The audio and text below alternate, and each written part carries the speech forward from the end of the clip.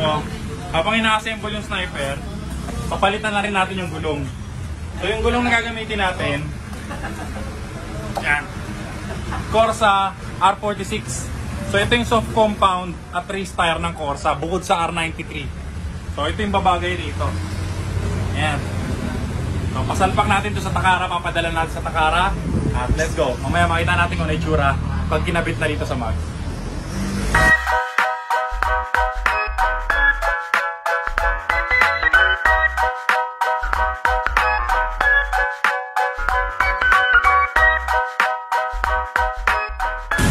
Yay! Ah, puta ba ganito yung camera? Yun! Ang ganda! Sheesh! Panis! Let's go! Go! In!